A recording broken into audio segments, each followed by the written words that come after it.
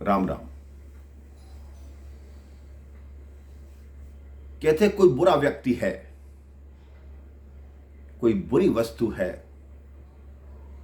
अगर उसको छोड़ना हो तो वो छोड़ना बहुत कठिन होता है। उसके भी कई उपाय संतों और महात्माओं ने बताए। किसी नगर में एक बहुत बड़े सेठ थे। उनके दो पुत्र थे। दोनों बहुत ही आज्ञाकारी और शिक्षित बालक थे। अभी वो बालक 10-12 वर्ष के हुए कि उन दोनों के माता पिता का देहांत हो गया। अब दोनों भाई इस संसार में अकेले रह गए। अकेले रह गए। उनके मन में धन दौलत के प्रति कोई लगाव नहीं था। उनकी जो निष्ठा थी वो ईश्वर के प्रति थी। दोनों के मन में वैराग्य हो गया और विधिवत तरीके से उन्होंने संन्यास ले लिया और अपना सारा धन दौलत अनाथ आश्रमों में और गरीबों को दान कर दिया। अब वो दोनों भाई घर से निकले, तपस्या की और गंगा किनारे जाकर 2 कुटिया बनाई। एक भाई की कुटिया गंगा के ऊंची तरफ और एक भाई की कुटिया गंगा के दूसरी तरफ नीची तरफ थी। दोनों वहां बैठकर अपनी भक्ति करने लगे। उसी समय गंगा में मणिकंठ नाम का नागों का राजा रहता था। वो इच्छाधारी नाग था। वो वेश बदलकर ब्रह्मचारी का रूप बनाकर संतों महात्माओं की कुटियाओं में घूमता था और जानता था कि वो कैसे ध्यान लगाते हैं, उनकी दिनचर्या क्या होती है। वो मणिकंठ नाम का नाग ब्रह्मचारी का रूप बनाकर छोटे भाई की कुटिया में आया। उससे बात करने लगा।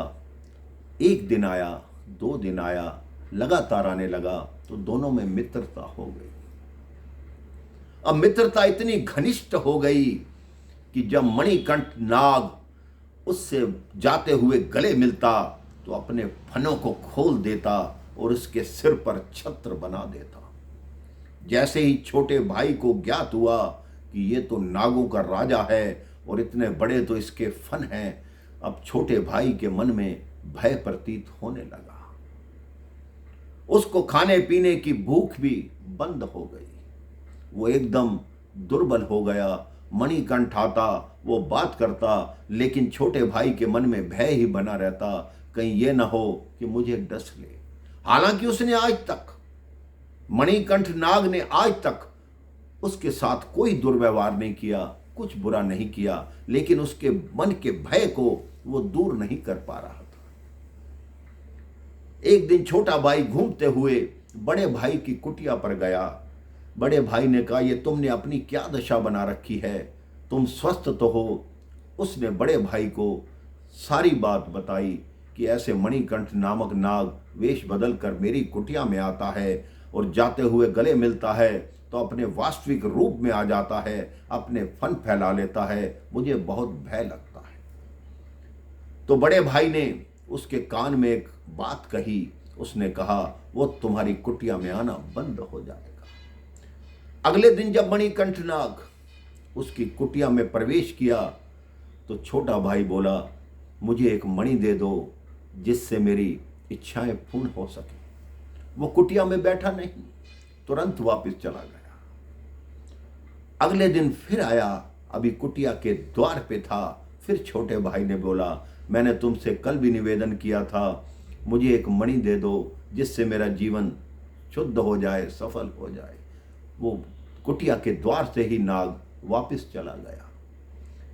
अब अगले दिन जैसे ही उसने गंगा के बाहर अपना फन निकाला, छोटा भाई वहीं खड़ा था। उसने कहा कि मुझे एक मणि दे दो, मैं 2 दिन से तुमसे निवेदन कर रहा हूं, लेकिन तुम मेरी बात समझते ही नहीं। उस मणिकंठ राजा के पास 7 मणियां थी, लेकिन एक मणि को नहीं दिया। क्यों?